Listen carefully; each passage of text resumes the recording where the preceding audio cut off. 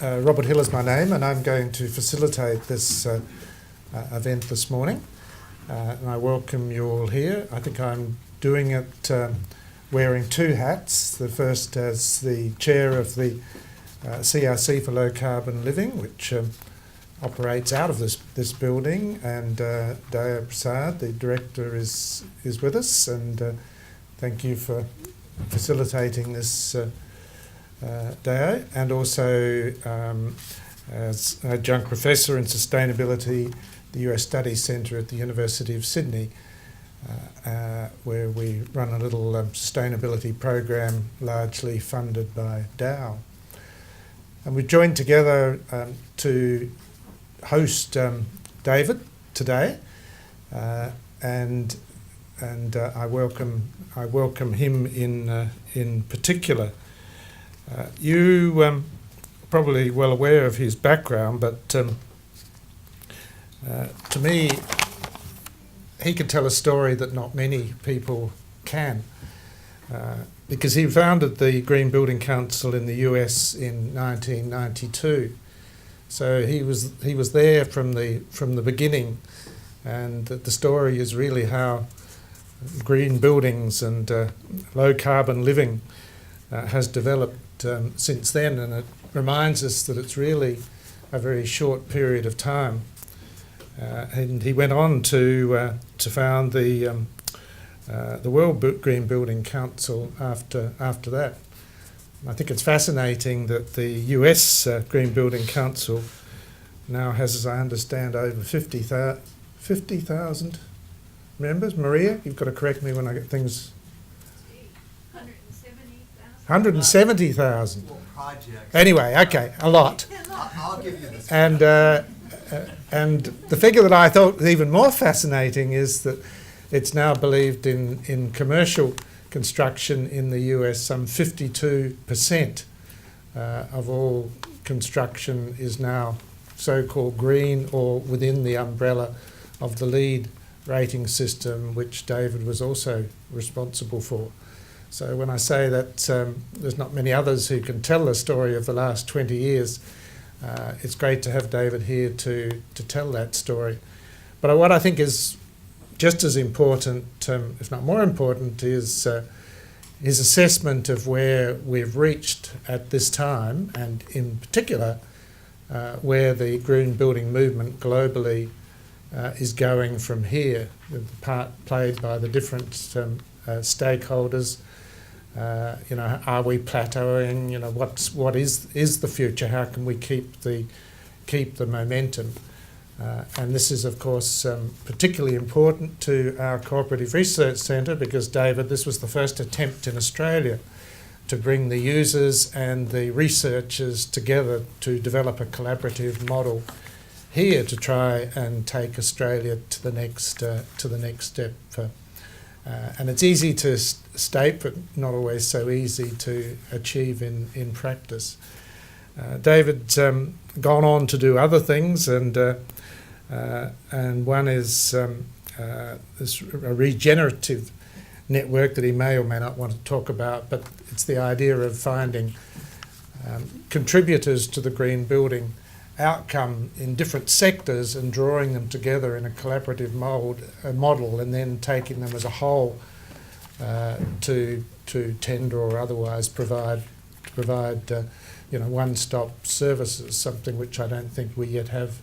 Someone will correct me, but I don't think we yet have in Australia. So how that model is progressing and whether it's working as anticipated in the US would be interesting to us in Australia as well. So, David, thanks very much for being with us today. Your trip is primarily sponsored by the Government of New South Wales, so we thank the New South Wales Government as well. And this is one of a series of events that David is doing in his time in Australia. And I suppose she won't want me to say this, but Maria Atkinson, I have to mention, because when I think of the green building movement in Australia, of course the first person I think of is Maria, who in many ways played the same role in Australia that David played in the US. So thank you, Maria, for bringing David to us, and thank you for your contribution to the success of the green building movement in Australia. And I'll just finish by telling David, he's probably heard this already, that there are now over 1 million rooftops in Australia with solar, which has all happened in the last decade. Really quite extraordinary. If you had have suggested that 10 years ago, nobody would have believed you.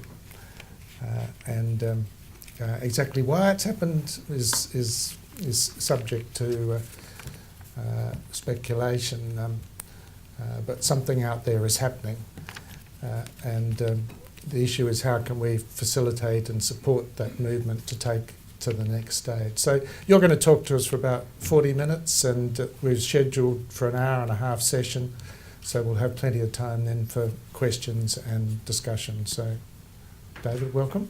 Look forward to hearing from you.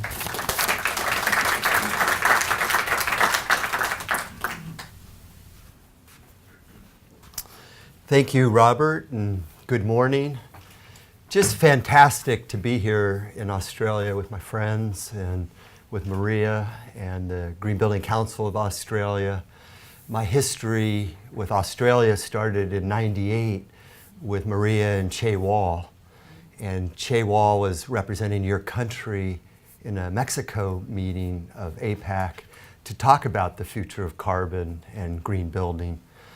And I represented the United States, and we each gave speeches, and I felt like I met a brother, or the higher power sent us the same disc for our brains. And we hit it off, and then in '99, I got some money from the GAP Foundation to take the US-GBC idea global and hosted the world's first GBC global meeting. At that time, there was only the US-GBC, but Che Wall flew out to San Francisco. In 2000, we got together again. I was actually in Maastricht at a global group, and Che couldn't attend it, and he sent his better half, Maria, and she was doing the Olympics at that time with a green mandate, and that led in '02 to the founding of the Green Building Council of Australia under Maria and Che, and then later Susie Barnett. When I founded the World GBC in '98, when the second country was Japan, I did it in Tokyo, and later was Australia and Canada and India and China. And Che became our first chairman of the World Green Building Council that I founded. So our partnership is quite strong. And I'm here now taking the regenerative network model to Australia with Che and Maria, again, in their business called RegenX.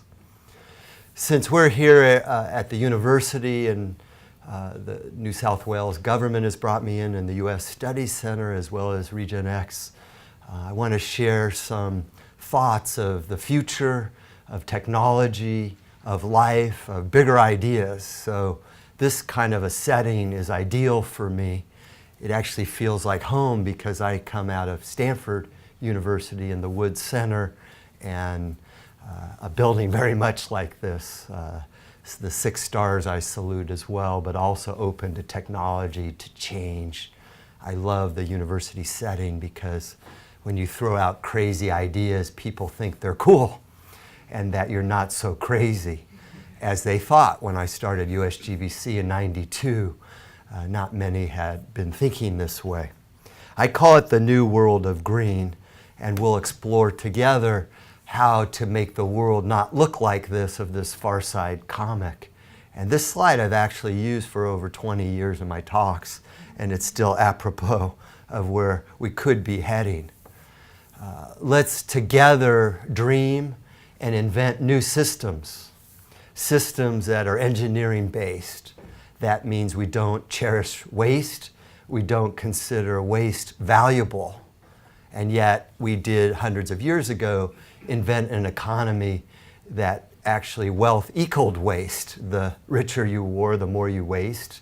The bigger your homes, the bigger your carbon footprint. And that is not wealth. So together we're trying to organize this chaos and build the bridge from the old economy to the new one. And in the new economy, we actually value resources because they're dear and limited. We value life, And we want to build a new economy that's life-centric. And we didn't do that. And that's the opportunity. And that's the work you're doing here, to balance out nature with technology and with children. And we have to create that triple bottom line balance. And we just haven't done it yet. And we're working hard at it. My mentor passed away in 2000, David Brower. He was an icon in his 80s then. He was the first executive director of Sierra Club. He founded League of Conservation Voters and Earth Island Institute. Had an enormous impact on natural resources in the US, saving great rivers from being dammed up. And where I live in the Bay Area, there's thousands of acres that he worked with the president to put into natural conservation so that we can have Point Reyes National Seashore. I met him through Interface Carpet. You may have heard of the late Ray Anderson, who has the biggest carpet tile business in the world. And he was the first CEO almost in the world of $1 billion company to embrace sustainability. And he called it going up and scaling Mount Sustainability. And they had Paul Hawkins, who wrote Ecology of Commerce, and then later Natural Capitalism with Amory and Hunter Levins. He was their guru of interface. And in '96, they put out the first sustainability annual report for a corporate company. And that set the bar that thousands have now followed. Well, he and Interface were a leader, and they had the Power of One Summit in San Francisco in 1998. And they gathered 8 folks to tell their story of how they've embraced sustainability and why. So Paul Hawkins spoke, Anderson spoke, and Brower spoke. And for some reason they invited me because I had invented the USGBC and LEAD, but I still felt young and intimidated by that great group of speakers. At the speaker meeting, I met David Brower. That was one of my goals. And he was this icon of a man, even though he was 80. So I made my way over to him at the cocktail party, didn't know what to say, waited in line because he was the center of light. And I said, "Hi, David, I'm David Gottfried. I'm speaking. I founded USGBC. Of course, he said, "I'm David Brower. I founded Earth Island Institute," and then he named 7 other groups. He was also a mountain climber in the 10th Mountain Division in the war, and he brought mountain climbing to the Army to scale peaks and also ski down them. And he had 61st ascents. Could you imagine how early mountain climbing was if you could have 60 peaks that you went up? So we were talking about the future of Earth, a favorite topic of both of us. And I was trying to raise money for USGBC in those days. I was actually personally funding it, which isn't too fun, and it's a horrible business proposition to found a nonprofit, bring in a voluntary board of directors to tell you what to do, and you're funding it, and you have no stock. But it did give me a great return, a bigger return that the billionaires are trying to get these days of having transformational impact. I just didn't make the billion first, but I was a real estate developer in my first 10 years of career and used some of that money to fund LEAD and USGBC and later World GBC. So I said to him, "Fundraising is very hard. How did you get your money for Earth Island and Sierra Club and this and that?" He said, "Well, you know, David, it is getting harder to raise money." And I said, "Well, I'm a member of my temple, but most of the money is going to religious institutions, which I too donate, but I want to get some of that money for the environment," because that was about 90% of the flows, and in those days the environmental movement was having trouble raising money. And he said, "David, well, back then, you know, when Moses came down and had the 10 Commandments, there were very few people and ample resources. And we need to change that." And I said to him, "Well, why don't you write the commandments for the earth?" And instead of coming down the mountain, you're the mountain climber, you can go up. And he said, no problem, I'll call my friend Jimmy. He did that deal of giving the Sinai from Israel to Egypt. He'll let us go up Mount Sinai. But one thing, young David, I would like you to write the commandments. I looked up at him in intimidation, thought, no way I'm touching that. That's political, it's religious, and who am I to touch that? So I didn't do anything. 3 months later, we were speaking again on the stage, and he looked at me and said, David, when are we going up the mount? So I went to his executive director of Earth Island and said, I guess he's serious.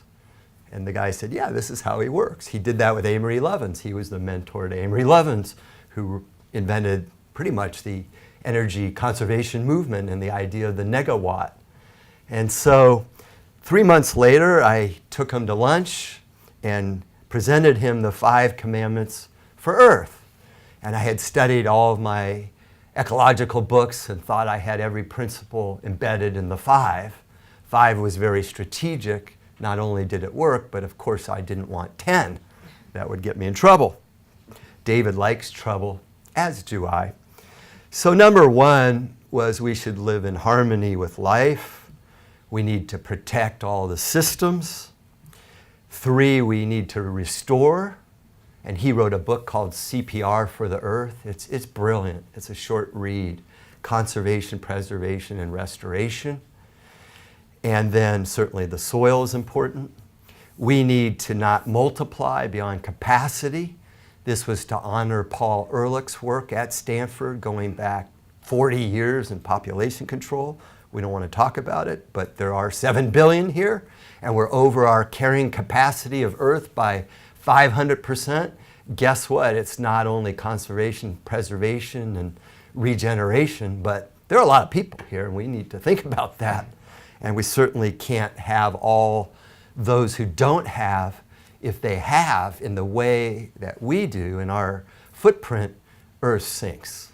There's just not enough fresh water, there's not enough soil to feed, the seas are tapped out and getting warm, and acidification is hitting them, and we don't have the next fertilizer, so we need to wake up. And most importantly, and this is where I've worked now 23 years, is we need to be stewards of the earth. And what does that mean? I have a slide on that. So I handed this to David. I gave him this framed poster. He looked at me. He said, great, you did it. We can go up the mountain. I didn't think you were going to do it. And I'll put this up on the wall at Earth Island Institute. And I was pleased and thought I had delivered, maybe even gotten my A, and I could sleep a little better now. And then he stopped, and I thought, uh-oh. And he looked out the window. We were on the waterfront, very much like Sydney in the San Francisco harbor, and he was drinking his Tanqueray that he was famous for and staring at the seagulls dive bombing. And I thought he didn't like my commandments. And he scratched his head and looked at me and said something very important. He said, I wonder what we have forgotten. And so that became the most important commandment, really. This idea of continuous improvement, that the asbestos of yesterday is toxic today, and that we will have 7 billion from those days of Moses, and that water and soil and air are actually important. We've forgotten about value, and I invented this thereafter called the value rings. My best inventions are the middle of the night when I'm sleeping and I wake up and I have to get out of bed to write something down. And it's very simple, but I'm an engineer. I like equations and formulas. But we forgot that the value in life is life, and that's the bullseye. It's the bullseye of everything we do, at least it should be. The studies here, your kids, the cars we design, the roads we drive on.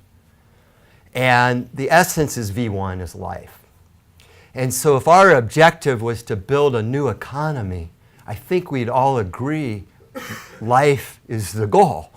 And V2 is life-sustaining. That's the next importance. V1's greater than V2. And what is life-sustaining? It's very simple. Some of these things we go to war for. Fresh water, soil that can grow, soil that we own, and then fresh air. If you can't breathe, you're struggling pretty hard. In the plane, they tell you about the air masks that are going to come down in the accident. Breathing's kind of important, and that you should put it on your kids. And then once you can live and have life-sustaining, you can build economies. You can have systems like agriculture. We can have educational institutions. We can have government. And those are all in V3. And at some point, we get to life enhancers and other items like my snowboard, which I would put in, this says V4, but I think V4 should switch actually with V5 as I look at this. I have to change my slide. But my snowboard is a V5 life enhancer, but that should not jeopardize V4, V3, V2, and V1. And out of that, you say that, well, anything that isn't used is waste. That's another essence of value.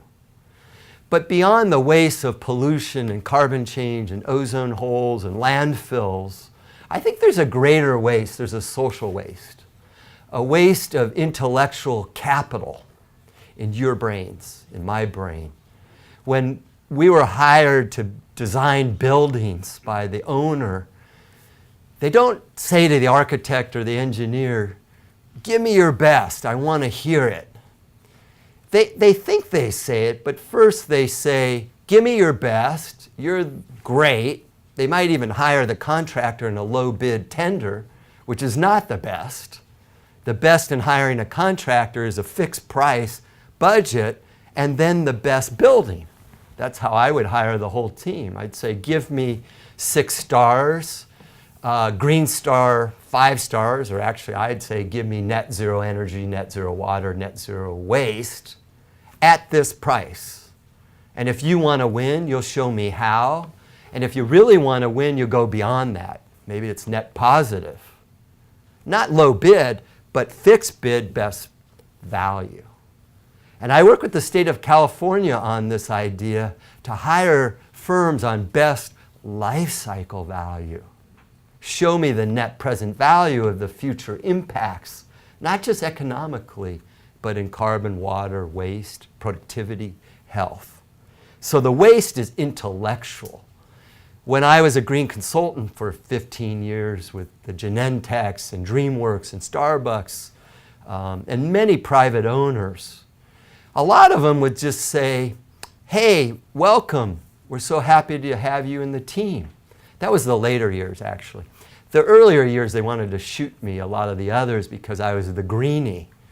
The greenie meant you're going to slow my project down, you're going to create greater risk, and of course, it's going to cost more. And so I would wear a bright green suit and a green tie just to kind of put it in their face. And then as a systems engineer, as a businessman, I would show them how they were wrong. And how would I do it? In their language, in their vocabulary. If it's a publicly listed firm, guess who knew the annual report as well as their CFO? David. I wasn't reading so much about their energy and water, though I did that. I knew I had to understand what was driving their stock. What was their price-earnings ratio? How was that in competition with the others? What were those principles that Jim Collins wrote in Built to Last and Good to Great? And how could I embed it in them so that their price-earning ratio was top of the market? How could green drive the market cap of the firm? If I was meeting with someone high up, how many shares did that person own? It was 1 million shares and the energy footprint was 10 million bucks and I could make them 30% more efficient.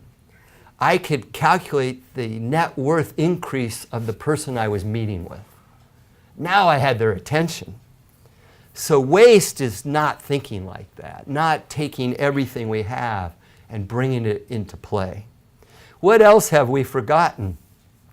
That wealth should equal value, which should equal life. So if what you make jeopardizes wealth, you should be bankrupt. I'm not saying capitalism didn't win. I'm saying the billionaires of the future should enhance life and life sustaining, and then let the money flow. But if it doesn't go that way, let's put them out of business. So now you know the real business plan of the Green Building Council movement that isn't written on paper. But this is David's strategy going back 20 years ago, is wealth equals value equals life. And how do we bring it to the built environment? So if you're Energy Star 6, if you're Green Star 5, if you're net positive, it's worth more when you sell it in the marketplace. And guess what? We haven't found anywhere else to live. Earth is actually our home. Do you want to trash your home? And that pollution, whether it's here or India or China, it's moving around. It doesn't care where your boundaries are of your country. When Japan had its meltdown, it was coming to California where I was, as well as the water impact flooding us. And so we are one world, and we ought to figure that out and become stewards who embrace regeneration. Another night of no sleep. R equals P minus I minus W. We all like equations, and the left side equals the right. But it doesn't in what we built in the economy. The result of what we were making, R, did not equal the product we built. The building, the car, the kid, the road, the economy. Because P doesn't equal R, it needs to be reduced by the inputs, the energy, the resources, the capital, the time. Those are negative. And the waste, the pollution, the intellectual waste, the social waste, social performance is very important in terms of equal rights and equal opportunity and labor conditions and productivity and help. And so you need to measure the I's and the W's in all contexts. We forgot the rules of nature. And when you go against Mother Nature, we lose. So our being here is a voluntary option that's in our hands. Nature will still be here. Will we? The statistics do not show that. It's just a question of when. And so we need to wake up much more than we are. But your work's very important that you're doing, because you're trying to do the studies and the research and the communication and the partnerships to wake up Australia and the rest of the world. You're a leader in water. You became a leader in water because you were running out, and the rest of the world is also. So you have a lot you can teach.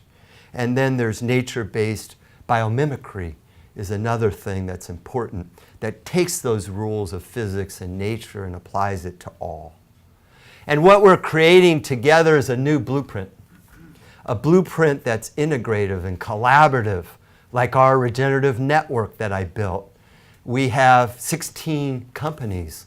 Half are global, huge firms like Interface and Armstrong. And we had Dow Corning, who I think you work with in these partnerships.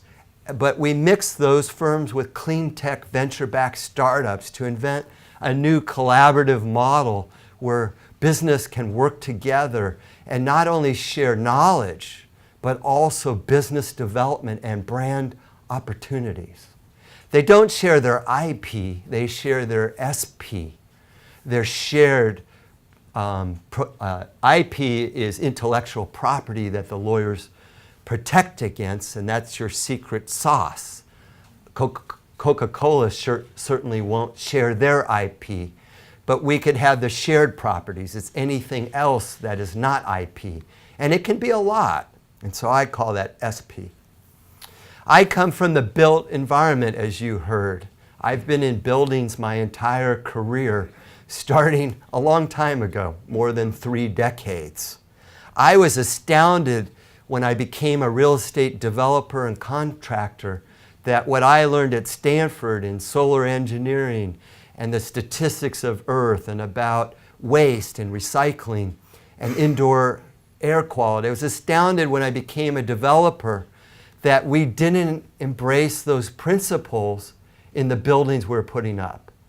I was astounded that the architects and engineers and contractors didn't know about this, and that the banks and insurance firms didn't request it, and that the tenants who were leasing our space had no clue. It was all location, location, location. Maybe it was how many corner offices for the lawyer who wanted the big corner office at 1 Wall Street. But they didn't care about the air quality or the daylighting or the energy bill. And if it had a non-full service lease and it had a net lease, they were going to pay those utility bills, and they had no clue. So I saw the opportunity around 1991 to integrate what I learned in institutions like this in my studies with the built environment. And I saw the increase in energy of buildings and learned we were the greatest energy footprint in the world, more than transport and industry, and believed we could do better as later this 2030 challenge wanted to get us towards net zero by 2030. We saw these potentials and wanted to bring it into play, just as Maria and Che did here in Australia. And it was through design strategies and technologies and then clean generation. Today, McGraw-Hill has done studies on why do people care about green, and it is energy number one, then water and greenhouse gases and resources and air quality. I think some of these priorities may shift as we run out of water and health and productivity studies and benefits analysis hit the marketplace. So how can we make better buildings? How through better buildings can we turn and transform Earth? Because we are a $6 trillion industry, the world's largest. And that was the challenge that I set off in 1991. I didn't see through private industry at the time how we could best do it, because I had been involved in ASTM creating the US's first green building standard in 91, 92. And I felt that first we needed to create the standard definition of green building and then educate around it to then create a marketplace for business to play in. The first green standard for buildings in the world was BREEAM in the UK. It came out of BRE, the Building Research Establishment, which was a government agency. And they created the world's first rating tool that I studied.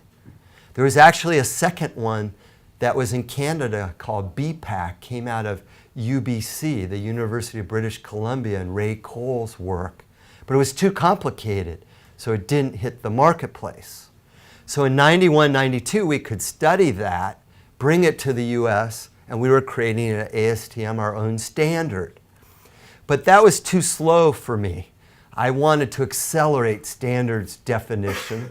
And as a developer, I didn't want to just work with government or academics. I wanted industry at the table. And so I got together with our lawyer, Mike Italiano.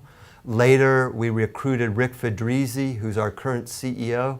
But at the time, he was at United Technologies, Carrier Corp, the biggest HVAC firm in the world, about $20 billion, and UTC's even bigger with Sikorsky and Otis Elevator.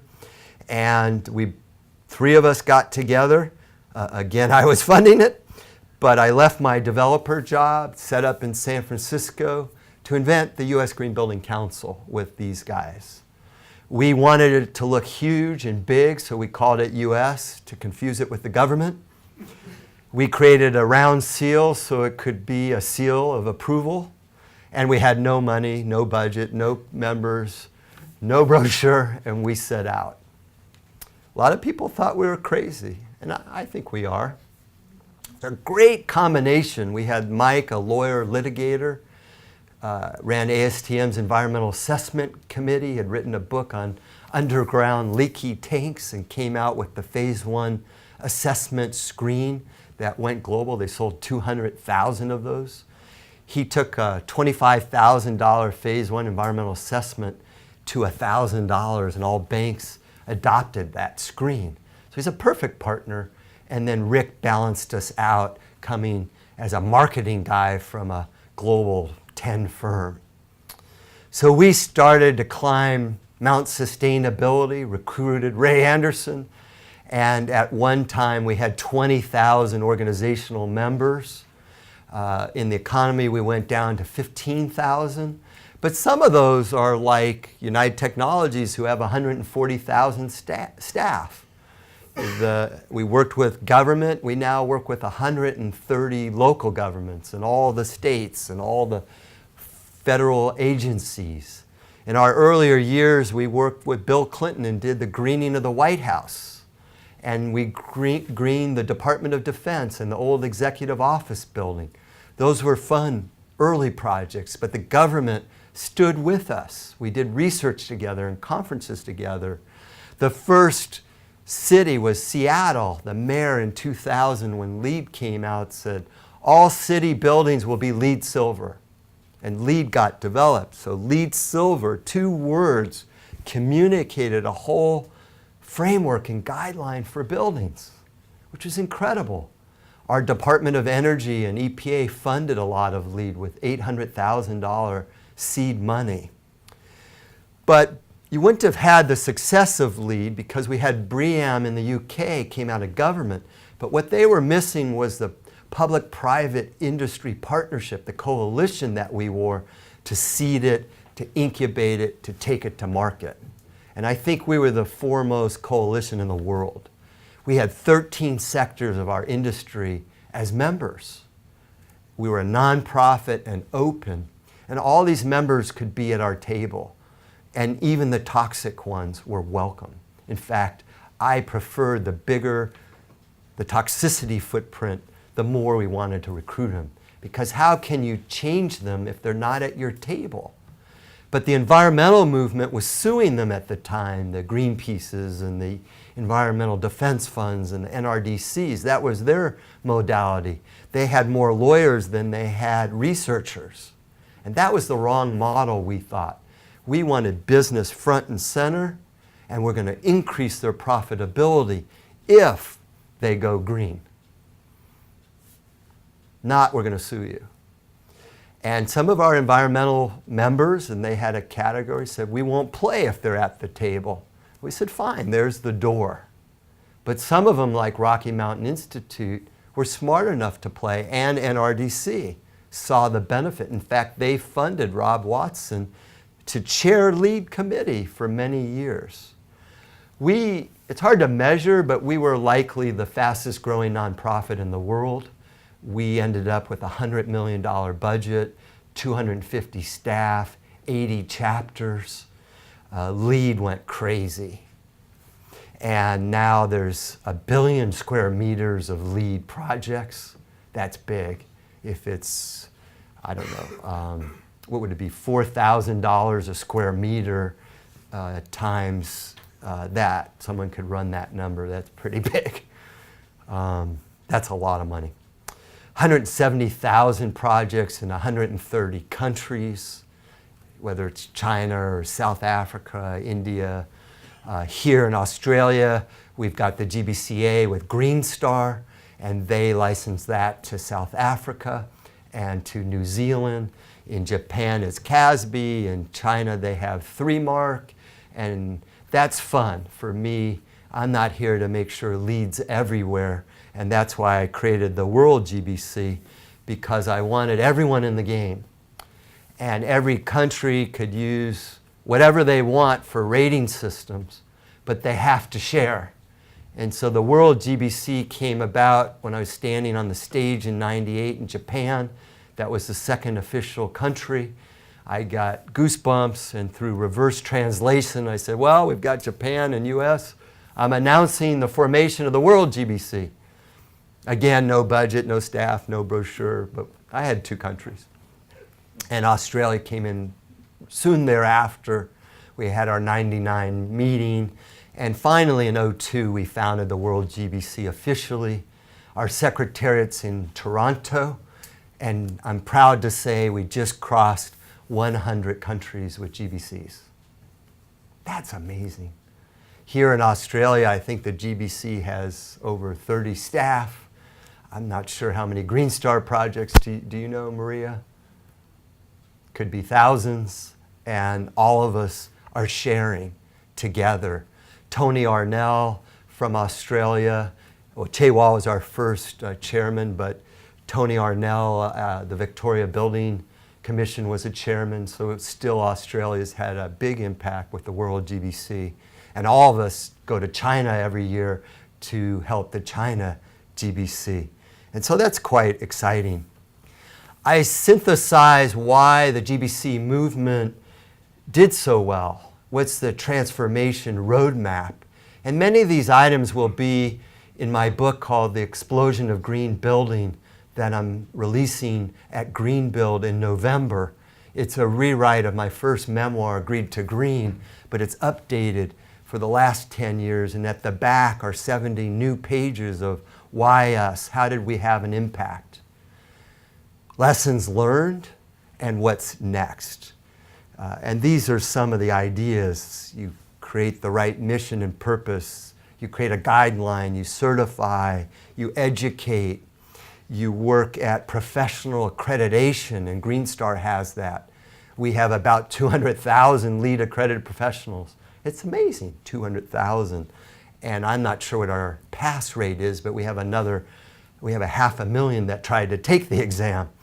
And ultimately, you get to transformation.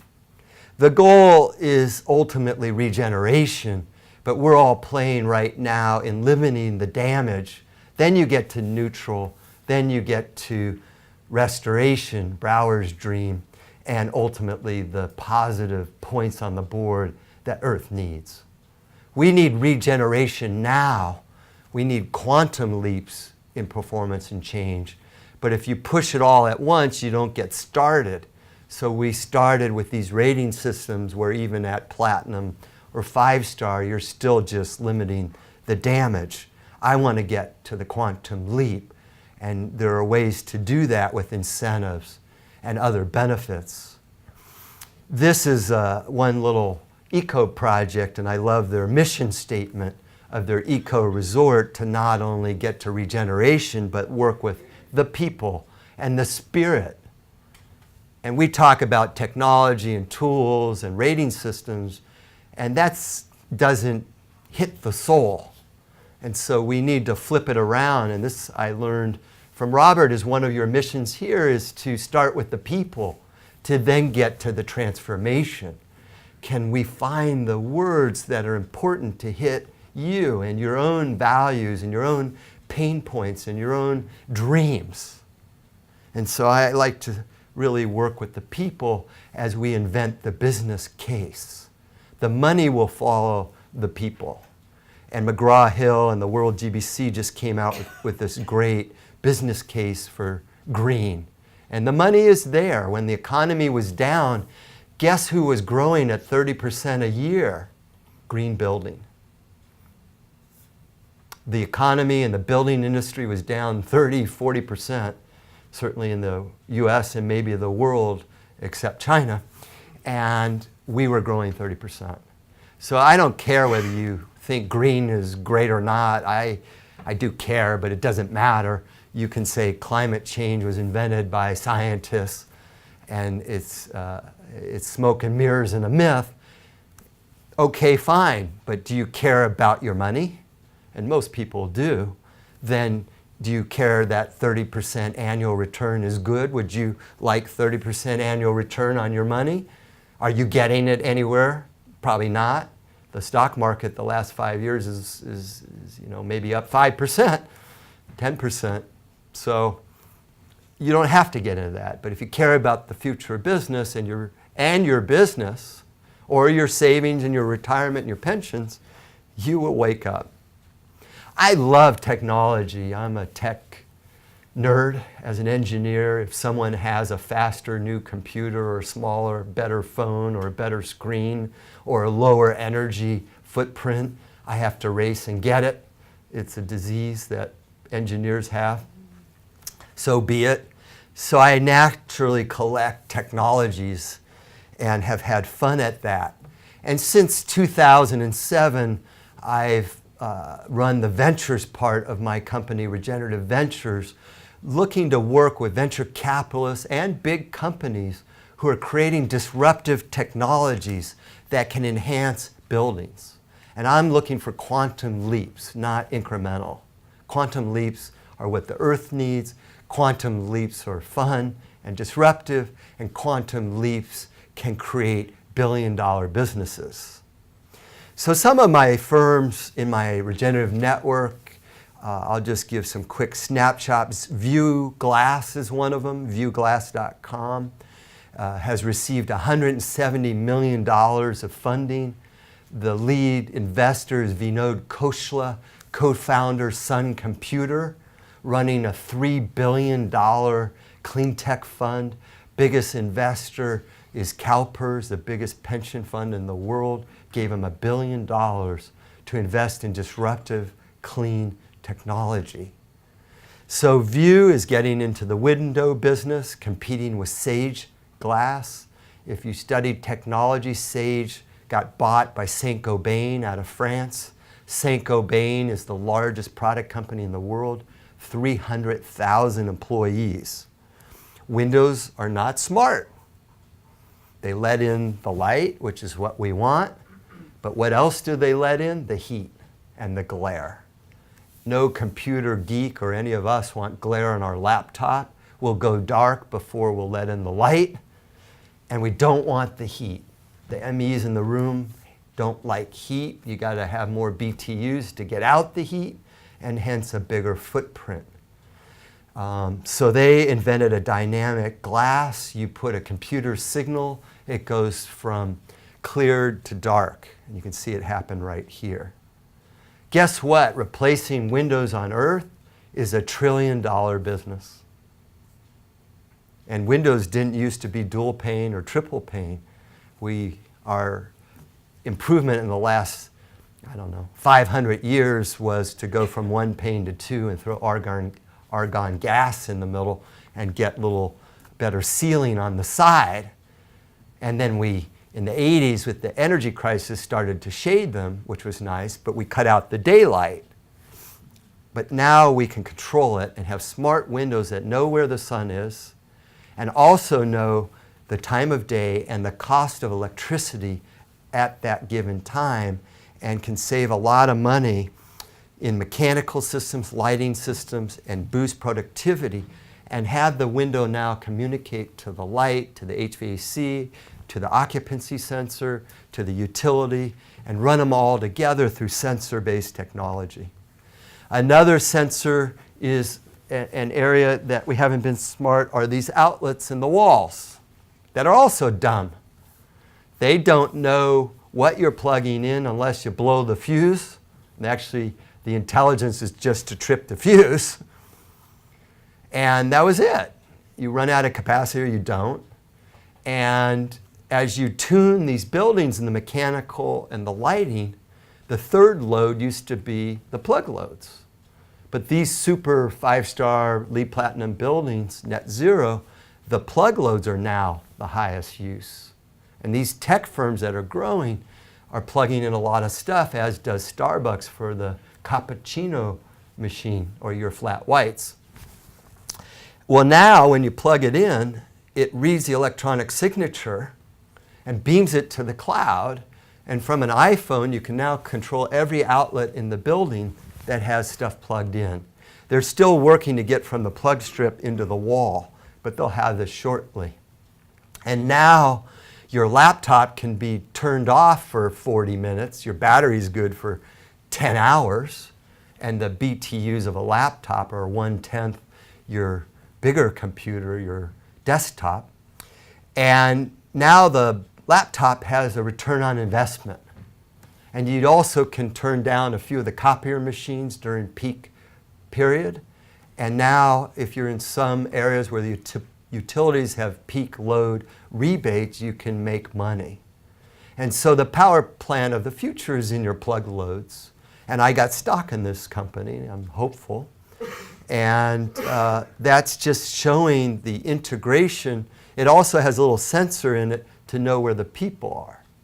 So this is the future. What could you do with every technology in a sensor and the cloud? Cisco says we'll have 6,000 sensors in a building. And I think it'll know everything. And Big Brother will be here.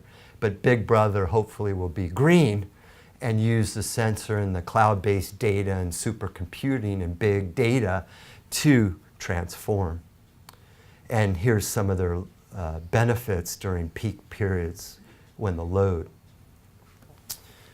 This is a fun one because if you've ever done custom homes or custom construction, you see the enormous waste. It's just incredible that we have to hire an architect to design a bathroom or a kitchen. You know, when you go to get a car, do you hire your architect to get a car? Or do you just have 50, 70 options and it's enough and you pick the paint color and yes, you want GPS and yes, floor mats are good. That's enough for us. I think in the shoe industry, there's just enough offerings. But why do we need custom bathrooms, custom kitchens, custom classrooms? It's just not efficient. So Project Frog has invented a way to make these things in a Lego capacity in a manufacturing facility. And it's not the put the kit on the truck, ship it thing. It's use our parts, our catalog of parts. The architect can put the Lego pieces together to make buildings. And they're working with retailers like McDonald's and the Navy and school buildings. They just got a City of San Francisco school district, 60 of these buildings. Faster, better, smarter, more eco. Project Frog. It's cool.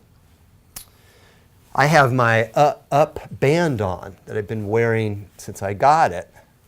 This is by a Bluetooth company called Jawbone. And every step I take, it reads the steps. It knows when I did it. Somehow it knows whether it was aerobic or not and shades those steps for the duration in an app on my phone. And whether it's a light orange or dark orange shows that.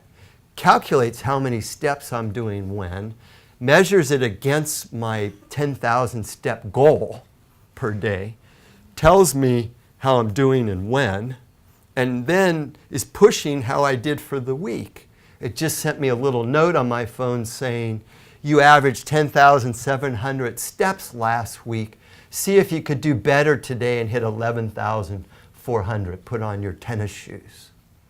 And last night, David slept 7 hours, 15 minutes. Pretty good for jet lag. And 5 hours of those, I had deep sleep. And I didn't wake up during the night. And it took me 14 minutes to fall asleep. So that's what I learned this morning at breakfast. I'm a little bummed because I got on the bike at the gym and I didn't get points. That was yesterday. So today I put the thing on my ankle to see how that would work. Didn't work that well. So now I'm doing the treadmill. It's changing my behavior. Since the day I put it on, I've been tracking all that. But the Up of the future will know, what did I have for breakfast? How many grams of carbs, fat, protein, sugar? Did I exceed my budget of calories for the day? It already told me I had an active burn of 600 calories. And just by living in my body systems, it was another, I think it was 1,500. So I can eat 2,300 calories to be weight neutral. How about David's carbon neutral? I hopped in the cab to get here, so it should be beeping me, hey dude, you gotta walk home back to the hotel. What about how much water I used? You had the greatest building here in Eco Hotels. In 2000, I was at Curran Cove. riding my bike around the island. And when I put in my little security card into the light switch, which we still don't have in the US, and you had it in 2000, I turned on the TV in the room and it knew how much water I used and how much energy I used in the hotel room during my stay in 2000. And then like the up, it measured it to the average guest. So now for the rest of the stay, David didn't shower, shave, or turn on the lights. I had a friend next door who was asking if I could use his shower. That's what that does. And so sensor-based technology is the future. Health and products are being rated in red lists, and Google is working with the Living Building Challenge to not allow toxic materials in its buildings. No PVC, no biocides, no fungicides, no mercury. Kaiser, a huge healthcare. And so this is a new thing. Environmental product declarations, health product declarations.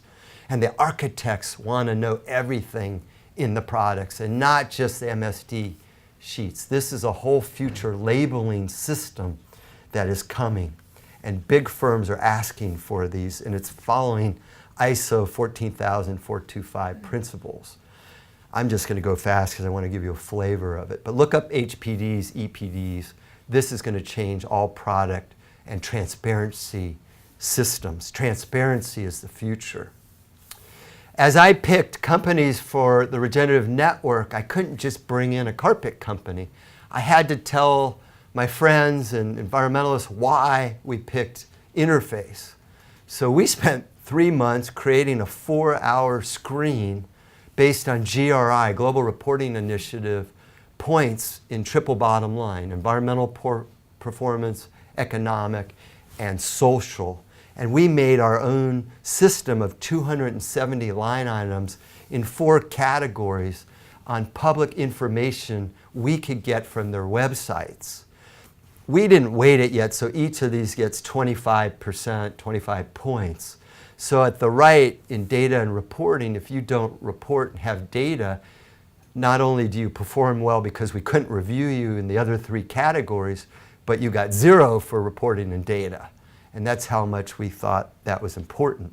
We rated 80 companies, and it became a good tool because when the company got in, we gave them their competitors' scores, and in 270 line items, we could show them how they scored. And our idea was to base case our members, and then if someone was strong in one area, they could share with someone who was weak.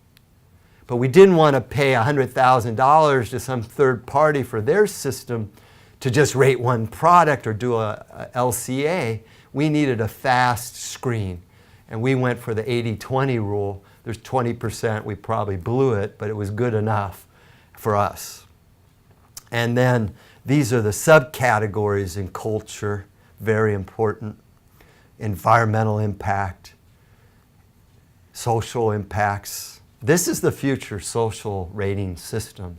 Just as we have LEED, you will have social performance rating systems that go very deep. And data and reporting is also the future with the web and information, whether you're public or private. As we look to the future, I'm still every day trying to put more eco points towards stewardship. My next invention is coming out in October called Regen Academy. And this is based on what is a personal mission, what is a green life. 13 years ago it was, does David have a green life? Well, he doesn't know what one is. And if he had one, how would you measure it? And he's an engineer who likes rating systems, help inspire LEED. So I invented the life balance sheet to give me a map and compass, looking from the end of life forward, what is a life of legacy, stewardship, and merit, and how do you create one? As a financial guy, I like balance sheets, so I invented the life balance sheet. And instead of financial assets and liabilities, I looked at life assets and liabilities. And instead of calculating net worth, we calculate self-worth. I think it's the first calculation in the world for self-worth. In 10 categories that have subcategories, but very broad. You would think category 8 would be the full composition of the life balance sheet. But I believe if you're not healthy, you're not green. If you're lonely and have no relationships, you're not green. If you're fighting with your spouse all the time, that's lowering for sure your productivity and probably your health, because in health your stress went up, your sleep went down. So you get more points if your stress is low and your sleep's up, and you move your body and you get your 10,000 steps. Those fall under the subcategories of health, as does your food. In work, what do you work on? Is it transformation-based? Do you like it? Do you like the environment? This building is gorgeous, so you get points if you work in it because there's daylight and it's eco, and you like it, and everyone here is nice and smart, so you get points for colleagues. Do you get paid enough in finance? Do you run your life in the red or the black? Do you invest in social causes? In relationships, what are the depth of the relationships in your friendships? Friendships are vital to life. Are you educating? Hopefully I'm educating a little bit here today. You might be boosted because we have to boost our minds. We like to learn. Culture is important. When you learn new things and even do Sudoku, you get hormone boosts of dopamine into your brain. We need that. Serotonin is important. All of that falls into health. Are you getting sport and hobbies and museums and music? Those are points under balance and fun. Compassion and giving, really important for our future. And then eco at your home, and what do you drive, and how much energy do you travel? And also, do you understand state of the earth and such things? Contentment. Why are we really here? Are you contented? And there's actually 5 or 6 categories there. And at the end of your life, whenever it may be, hopefully a long time from now, how'd you do? Did you live? Did you give? Did you play? Did you plant seeds for growth? So that's the summing up. And that's David's life balance sheet with the training in October in Berkeley, California, of 3 days where everyone will measure themselves, base case, prioritize, goal set, find ways to improve where it's important, put out opportunities like we did for energy to improve how do you improve your life, and invent your personal strategy, mission, and go on the journey. And make ourselves stewards of the future, which is what we all have to be, and you get points for that. My latest research is on the brain, because technology has arrived. I love technology. I'm looking for the quantum leaps in performance, but I do believe today we have enough.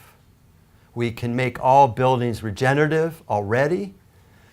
We're smart enough to have cities you don't even need a car. And we can create great kids who are healthy. And yet we're at war. There's messes all over the world. I was seeing Egypt today with people being shot and killed. And there isn't enough water and literacy and AIDS and this and that.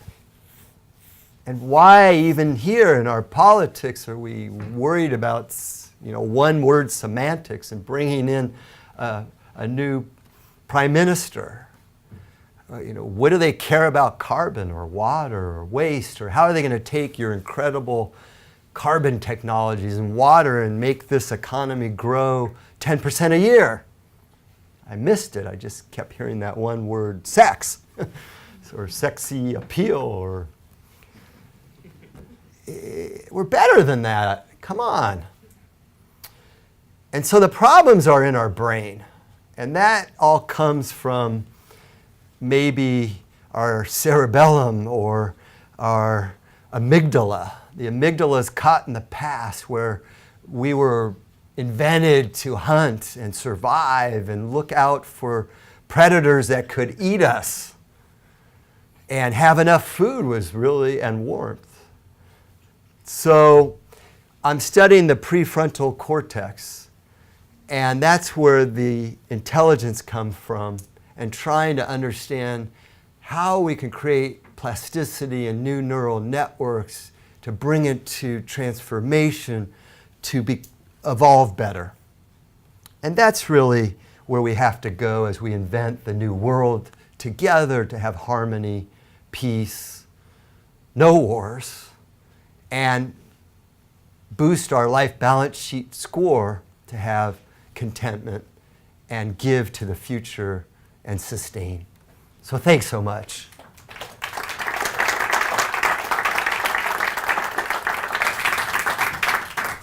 Okay, David, I'm exhausted just listening to you. So who'd like to make a start? I saw sitting on the plane yesterday that a year or two ago, by 2050, they estimated world population 13.2 billion. It's now gone up to 13.5 billion. And that's partly because of our successes in terms of health and education globally. It's not all bad, but therein lies another problem. That's a huge footprint. Yeah. The experts had told us that as we improved in health and education, fertility would reduce, we'd have less children, we didn't need to have more, but in actual fact we seem to be having more. Okay, some tough questions. Yep. Not a tough, hopefully not a tough question. Rupert Posner from Good Environmental Choice, where product certification, eco-label, and we were the first scheme to be recognised by the Australian Building Council for products that go with Green Star building. One of the things, obviously, that we're finding that, particularly with the economy being a bit tough, that one of the big drivers for people to improve their products has been Green Star and the Green Building Council has been, a fabulous driver for people to be putting better products onto buildings.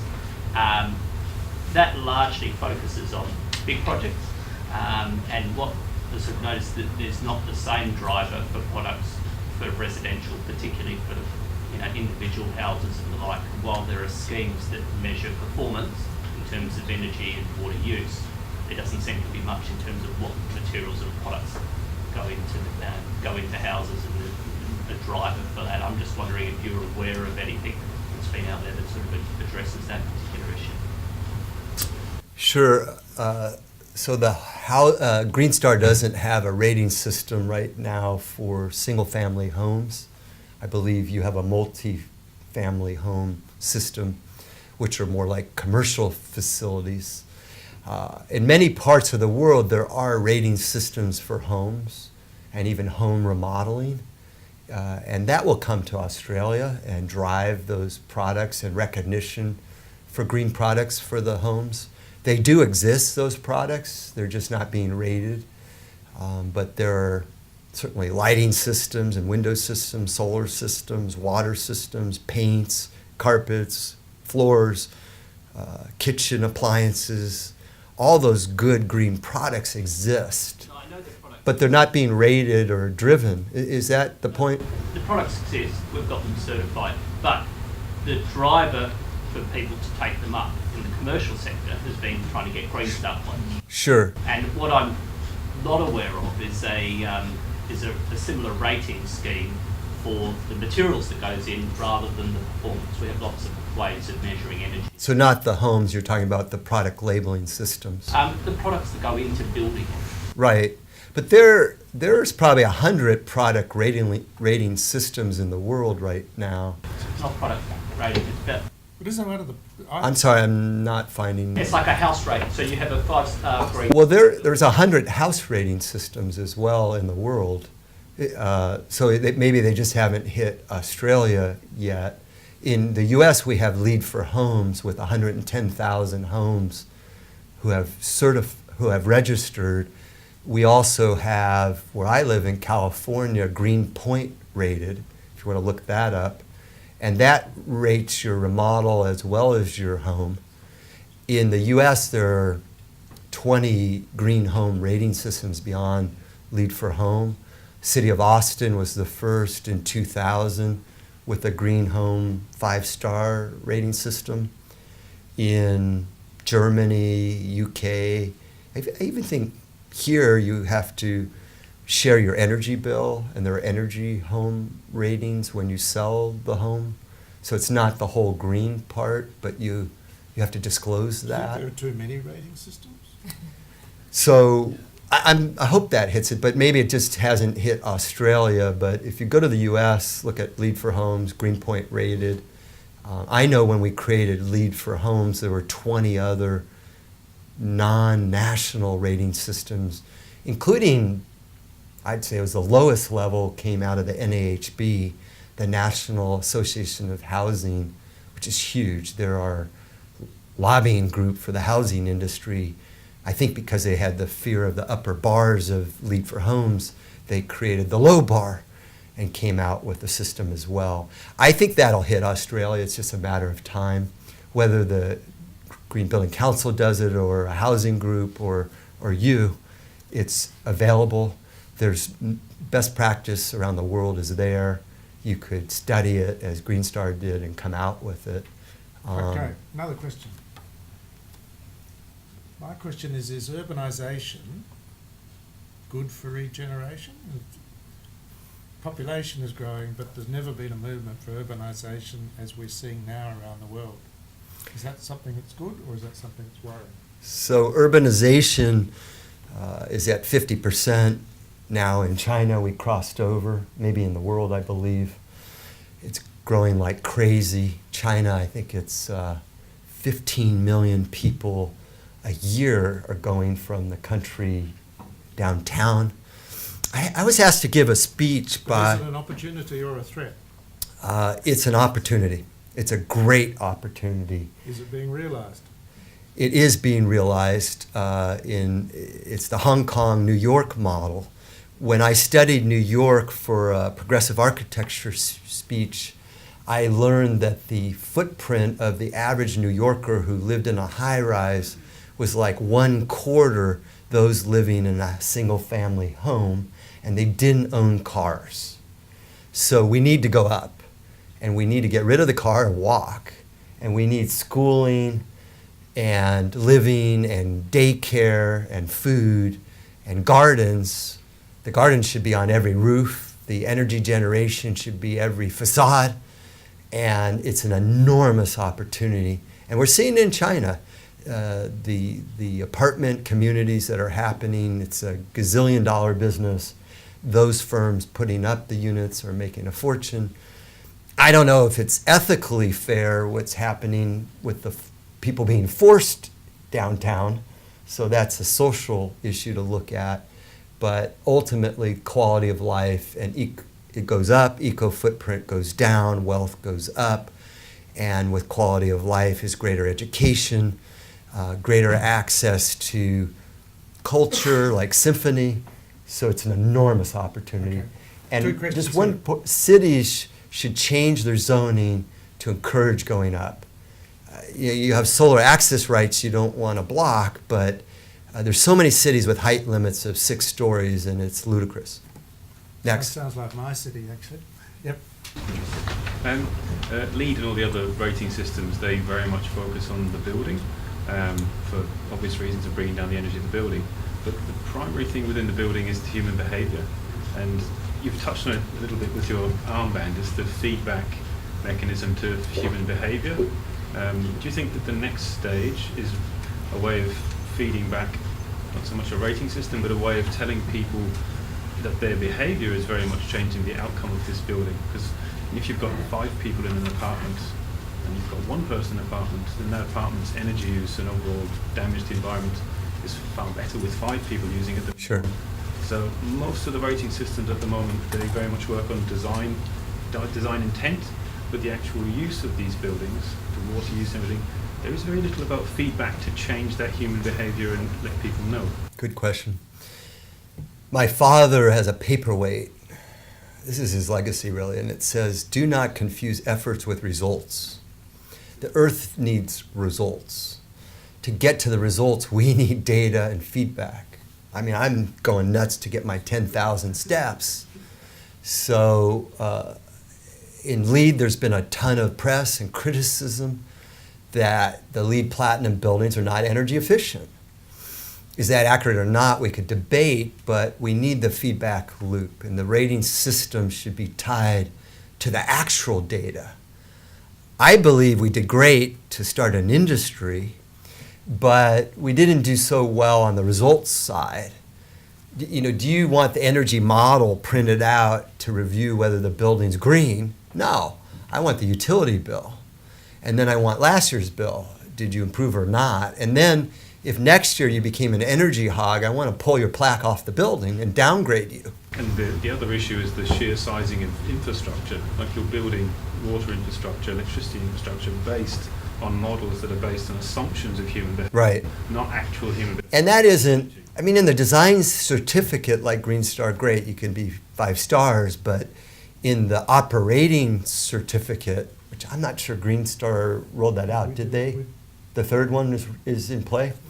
I know it was still, we have LEED EB existing buildings, but even that, it's not enough. The measurement should be a plaque, which is a dashboard in the lobby of the building or outside, that's tied to real-time water, rainwater capture, energy, BTUs, and the certification should be a real-time shift. Okay, next. Yeah, kind of leading on from that, I suppose, my main concern is that we're moving down a kind of focus on micromanaging through all the increased data that we're getting and on technical fixes, which, as you say, in practice are often proving not to get the kind of gains that we were assuming they would at the design stage. But at the same time, we're putting very little emphasis on the material impacts of the materials we're putting into the structures, and the current credit schemes like LEED and obviously I'm from the UK, as you might tell from the accent, and BREEAM and so on, you're getting less than 5% of the credits really focusing on the material impacts of these projects. Are you anticipating a move towards more of an impact on that? You mentioned resources as a critical bit early on in the talk, and then it kind of disappeared apart from the brief mention in the EPD section. It seems to me at the moment that that's kind of getting lost under a sea of technical and data. Okay, what do you think? I think it's a great question. I don't want to in any way mitigate the material impact. I think that's embedded in life cycle assessment, which is complicated, hard, and then that gets into the labeling systems, and yes, there are too many, which is complicated.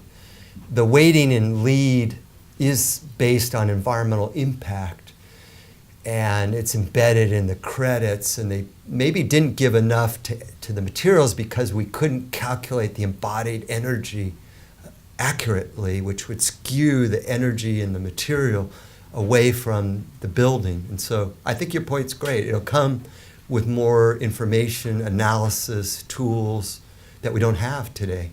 You're sitting in a chair, you don't know the ecological impact of that chair versus the one outside. It's a question of who was on my right hand. I saw a hand waving. Gone? Please. Yep.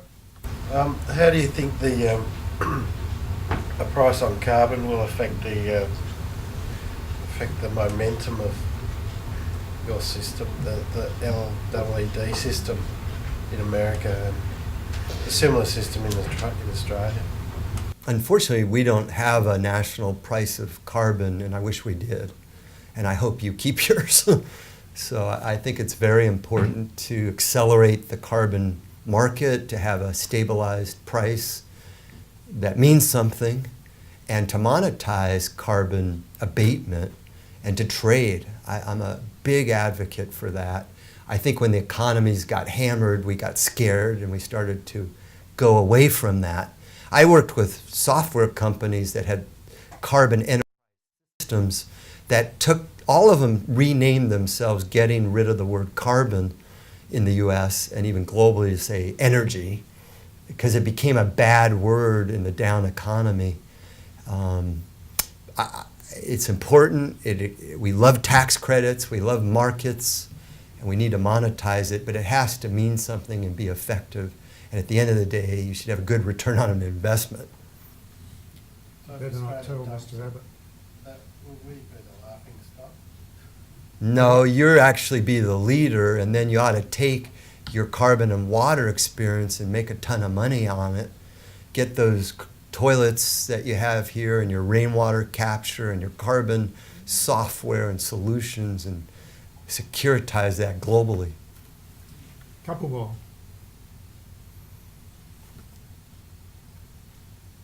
No more?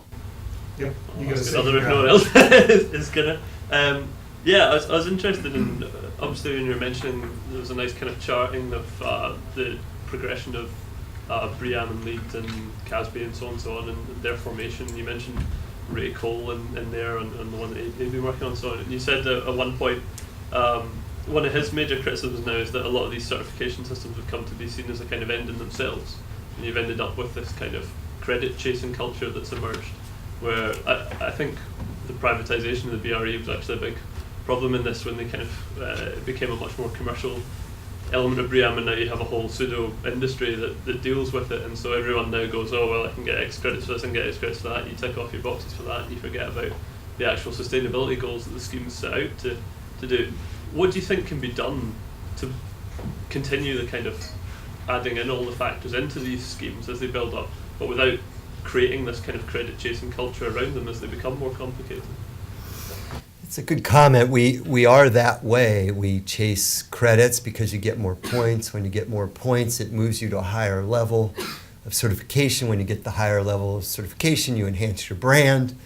Or in some cases, you get to get your permit for occupancy, because some governments say if you're not LEED Gold, you can't open, or it's even in a contract. So if you have a contract and you have a $100 million building, you can't open unless you're LEED Gold, or if you're a museum and you're not LEED Platinum and you got kicked down to Gold, that could be $50 million loss in fundraising because you're not exemplary. So hence you're looking at the credits. Some contractors know the cost per credit. So it's kind of our culture. How do you get away from that? The best projects I've worked on actually don't start with the LEED system or the Green Star. They start with what is a good building, and they start with the people, because it isn't a good building if it doesn't serve the people. And then they, months later, overlay the system and they find they've done well. So you need to have the team, the owner, the developer, the architect, not start with the credits. They might have a goal of Green Star 5 or LEED Platinum, but you start with the ideas. When I run a brainstorm, I start with the building envelope, not how many points. But if you get the envelope right of the insulation, the shading, the glass, the daylighting, if you really get it right, and this came out of Germany, you have a passive house. And Amory Lovins did it in Rocky Mountain in Colorado. You didn't need conditioning, even in the winter, because you've super insulated it. I think we're just lost in doing that. We want to have efficient mechanical, and then we're looking at solar. Solar follows envelope, which follows mechanical, which follows how you run the building, and then you look at the clean BTUs. The goal is no BTUs. And so you're right, if you start with the credits, you miss all that. And so it's how you run the brainstorms, it's how you design and overlay the credits later. Okay, well, I think last one. Okay. Hello, my name's Judy. I was interested, I wanted to go back to the earlier part of your talk, and this is about legitimacy and getting recognition, acceptance, stakeholder support, and those kinds of things. And so I was interested in the stories you were telling about how you got funding and how you went from having no money in the tin to having something to build with. Can you tell us more about that? There sounds like a cultural difference between how that went, and it's easy to dismiss that. Culturally we seem to behave differently, but I'm interested to see if that's so, if you could say more. The culture differently between us and here? Or how ready we are here to innovate, support innovation, take Sure. fund it, Sure. mobilize, that kind of thing. So just more about your story about how you went from... Well, you actually, when we started the US GBC, we were broke for a lot of years. it took a long time to cross $1 million budget. The GBCA crossed $1 million, I think, in their first year here. But we were the first in the world, and when you started, you could play off of our success. The money here came from government real fast to set it up. Our money came from private industry and membership dues, and government later. Conferences made a lot of money. LEED is an industry that makes millions. The LEED exam is the best money maker I've ever seen, with 500,000 taking it at $300 a pop. Who wouldn't want that business? And then you sell them a resource guide, and then you create, this is the most brilliant thing we learned from the American Institute of Architects, continuing ed requirements, which any business person would like, is recurring revenue. But we didn't rely on donations. So we relied on industry and more business-based systems, and we ran USGBC like a business. We were a bunch of entrepreneurs who knew nothing about nonprofit. And the failure of the environmental movement is to not run their businesses like business. They can make a ton of money, and then they can do great things. They just don't have shareholders who get a dividend, and you don't have a good exit strategy. I'm in this trip in Australia, in my last speaking, they were saying that you're more conservative and you don't innovate here. You're more cautious. And I haven't seen that, but maybe it does exist and I haven't embedded it enough.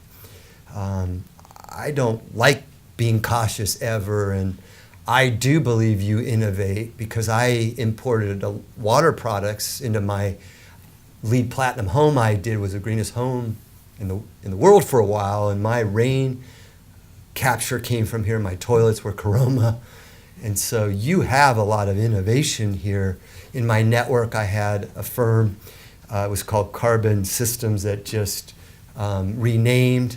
They had the best carbon platform for enterprise with the most buildings, I believe, in the world.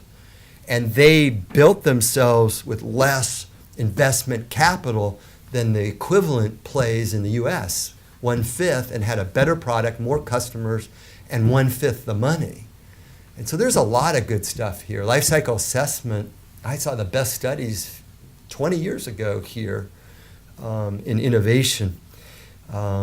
So I would be more bold in what you do have, and if you go forward with the fixed carbon price, I would go to China and teach them how to do it and make money. And you do have the Wild West mentality that we have in California. And so I would scream more loudly and break more rules and share your heritage like mine and make a buck out of it as you transform the world.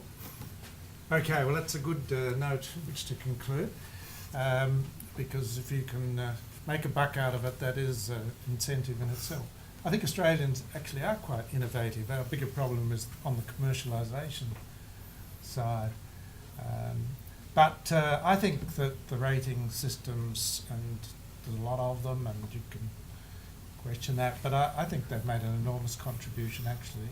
And when I think where we are now to where we were 20 years ago, and whether it's the chicken and the egg, I don't know. Does it contribute to behavioural change? Something's happening out there. It may not be happening at the pace we would like to see, but my suspicion is that the development of the rating system, for whatever reason people are adapting, taking up the opportunity, has played a significant part in the change that has occurred. So thank you for sharing your life experience with us. It's been quite inspirational. And we wish you well with your ongoing projects. And maybe one day you'll come back and we'll see what happened in the next 20 years, in 20 years' time.